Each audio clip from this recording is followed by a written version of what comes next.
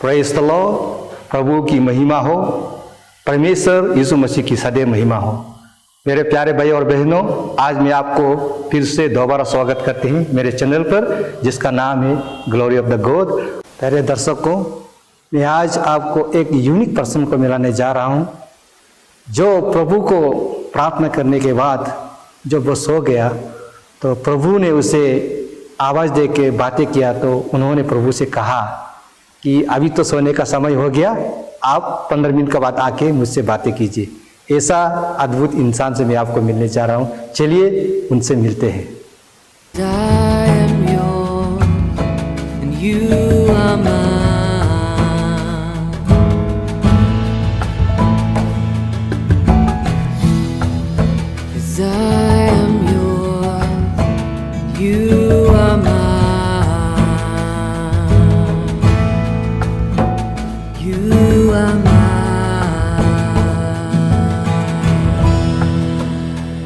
Sir, मैं आपको स्वागत करते हैं मेरे चैनल पर, जिसका नाम है ग्लोरी ऑफ गॉड 0।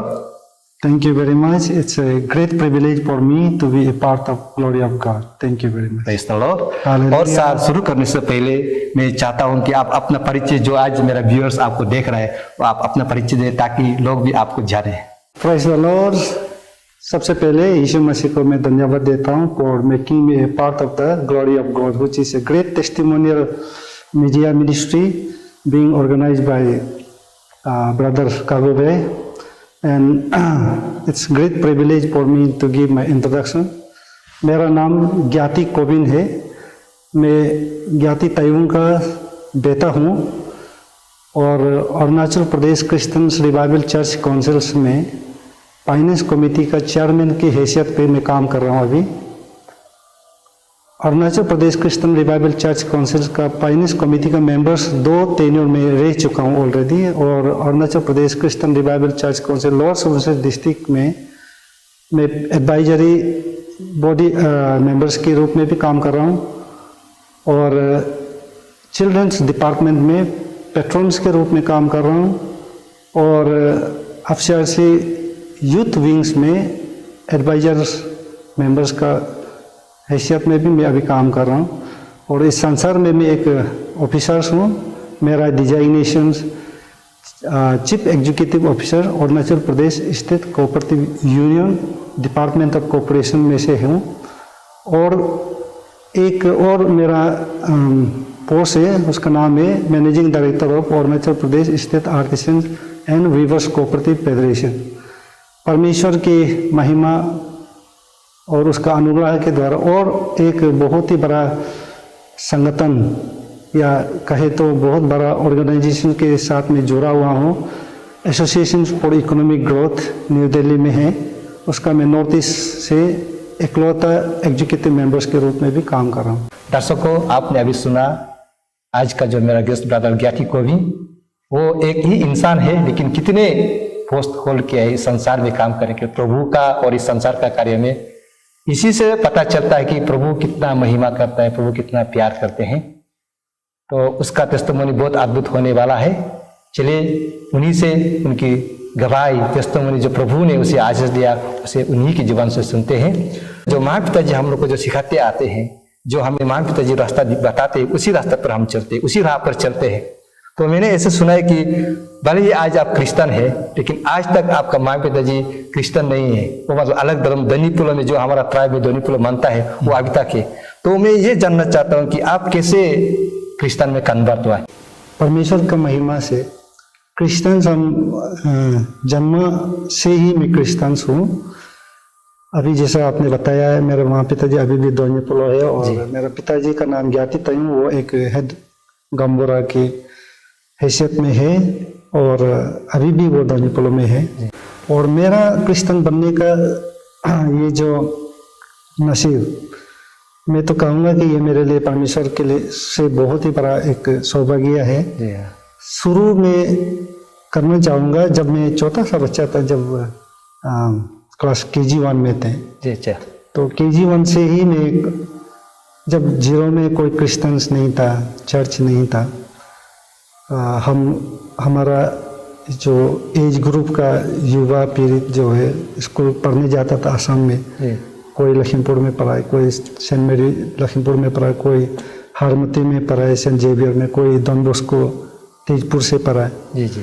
और उन लोग जो पढ़ के वहाँ से आके वापस जब वेकेशंस में आते थे जीरो में, तब उन लोग जो है मुझे बताता था कि जीसस क्राइस्ट है, और उन लोग बाइबल के बारे में बताता था, उन लोग का रोजारी विनती के बारे में बताता था और चर्च के बारे में बताते थे। और मुझे कभी फोटो देता था, जीसस का फोटो देता था, रोजारी माला देता था जो कैथलिक में प्रयोग करते यूज करता है। उसी तरह मेरा इनकाउंटर हुआ और मैं तभी से मैं क्रिश्चियन बना। मतलब ये सर एक सवाल और, ये लगभग कौन सा साल को, कितने साल? वे कि 1984 में कहूँगा। हाँ, 84 और 85 that was the turning point in my life. तो उस समय को मैं हाई स्कूल में जो क्लास 1 में थे जी, तो कोई मुझे क्रिश्चियंस के बारे में नहीं बताया, बल्कि उन लोग का जो बातचीत से, उन लोग का इनकाउंटर से मुझे अपना से कन्विक्शन हुआ कि मुझे जीसस क्राइस्ट को मानना है। तब से मैं अपना एक छोटा सा घर का मेरा अपना ही घर का बस्ती में, जो हारी बस्ती में है, उसका घर का पीछे में अपना ही छोटा सा एक शेड बना के, घर बना के, मैं मन से प्रार्थना जारी शुरू किया था। जी अच्छा। उसके उसके बाद मैं फिर बाय गॉड ग्रेस सेंट मेरी स्कूल्स में गया, और सेंट मेरी स्कूल में 1985 में KG1 में ज्वाइन किया। और मेरा फादर से मुलाकात हुआ है, सिस्टर्स लोग से मुलाकात हुआ, और दोस्त लोग से मुलाकात हुआ। देन 1986 में जब मैं KG2 में थे, तब मुझे सिस्टर और फादर ने कहा कि आप बपतिस्मा लेना है, आप बपतिस्मा लेने का योग्य है। तब मैंने सोचा, मन में सोचा कि अगर बपतिस्मा लेना है तो फिर मुझे अपना माँ पिता जी जो मुझे इस दुनिया में लाया, संसार में जन्म दिया, तो फिर से मुझे उसको पूछना है, उसका जो कॉन्सेंस भी लेना है, ये मैं सोचा।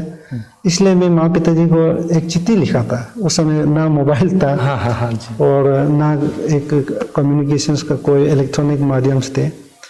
तो मैं चिट्ठी लिखा था, लेकिन चिट्ठी का रिप्लाई नहीं आया, बिकॉज मेरा माँ पिता जी जो अनपढ़ है।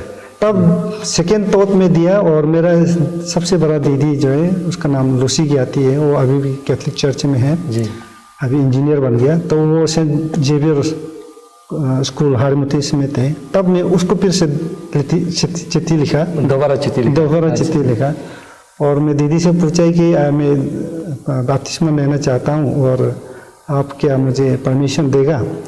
तो दीदी मुझे रिप्लाई किया कि ये आप अगर मन से आप परमेश्वर को मानता है, आपका अंदर में कन्विक्शन से, और आपको अच्छा लगता है, तो आप ले सकता है, ले लीजिए। और वो मुझे ये भी सलाह दिया कि आप अगर बपतिस्मा लेगा तो सेंट डोमिनिक के नाम से बपतिस्मा लेना। ये कैथलिक, जब मैं कैथलिक था उस समय का बात है जी जी। तो उसके बाद मैं फादर को बताया कि हाँ, मुझे बपतिस्मा लेना है और सेंट डोमिनिक के नाम से बपतिस्मा लेना। तब जाके मेरा नाम दर्ज हुआ और बपतिस्मा का क्लास हुआ। और मैं पहले before revival church I was the member of the Catholic church. अच्छा अच्छा।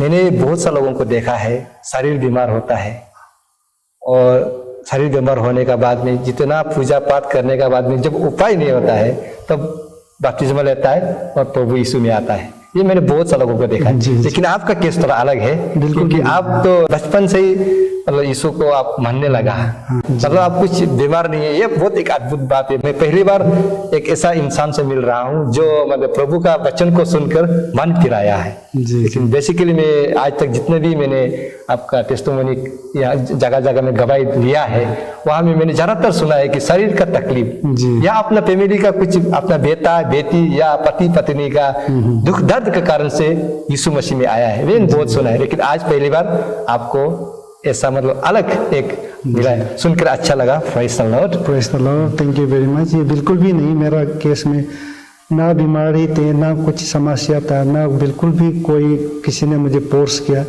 मैं अपने मन से सोच के और परमेश्वर यीशु मसीह का गॉस्पेल जो भी मुझे समझ में आया उस समय में, बहुत ही कम उम्र में थी, फिर भी जो भी समझ में आया उसी से मैं कन्विक्टेड होके मैं परमेश्वर के करीब आया। सर अभी आप थोड़ी देर पहले बताया कि आप बपतिस्मा लिया आप कैथोलिक में, देन कैथोलिक से आप रिवाइवल में कैसे करके आया, इसके बारे में थोड़ा सा बताइए। हाँ, ये बहुत ही एक अच्छा सवाल है मेरे ज़िंदगी में, because right from the childhood class KG2 से लेके कॉलेज तक जी, जब मैं नौकरी मिला तब तक मैं कैथोलिक में थे। और अचानक सा फिर रिवाइवल में आ गया और बहुत लोग मुझे पूछा कि आप क्यों रिवाइवल में आए जी।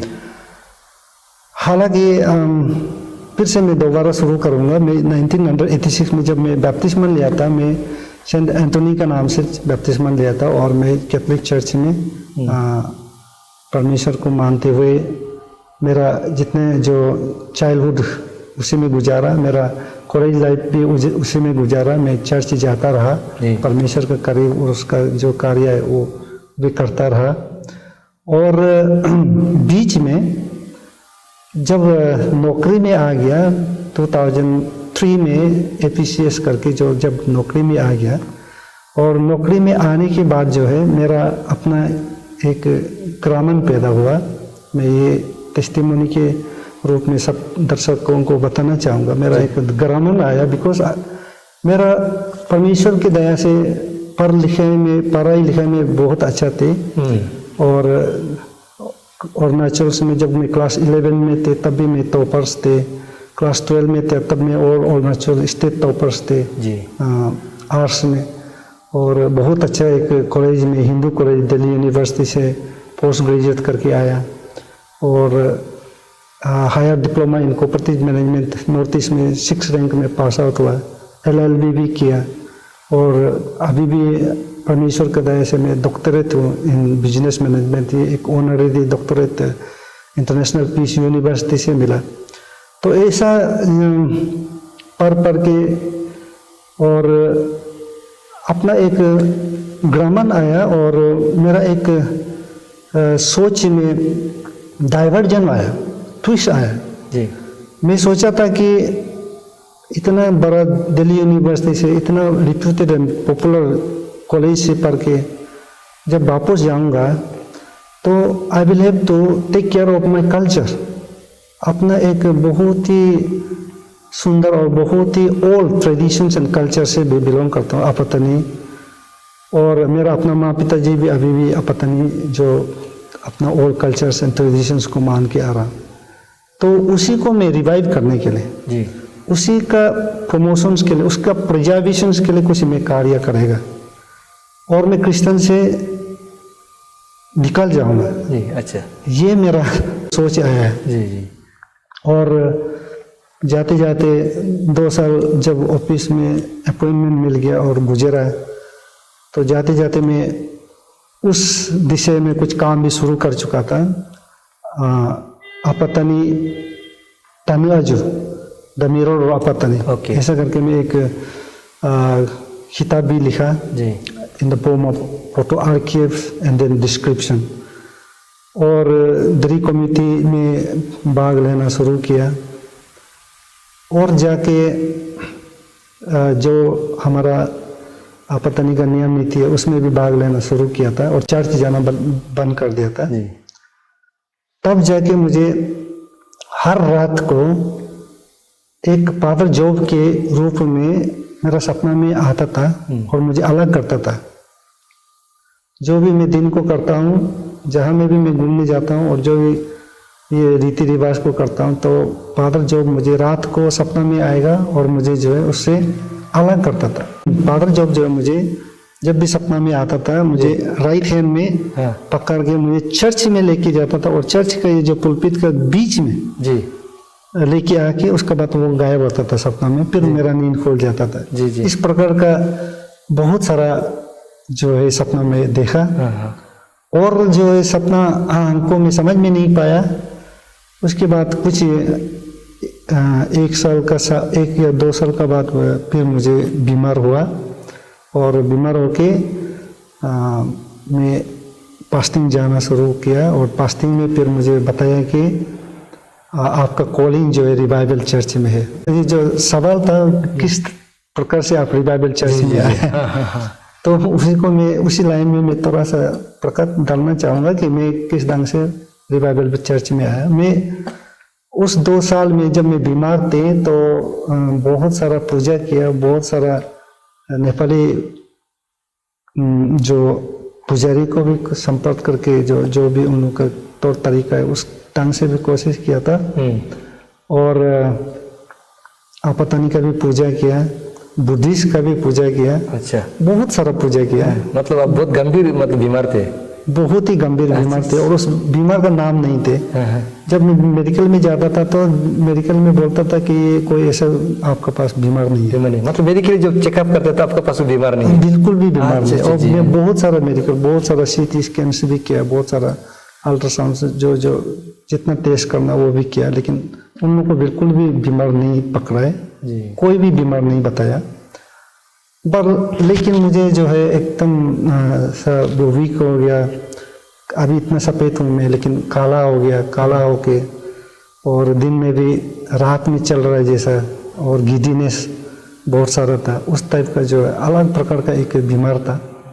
तो बताने के लिए भी तकलीफ के लिए कि उसका डिस्क्रिप्शन ही नहीं है। जी, क्या बीमारी है, क्या बीमारी वो भी नहीं बता सकता। हाँ जी।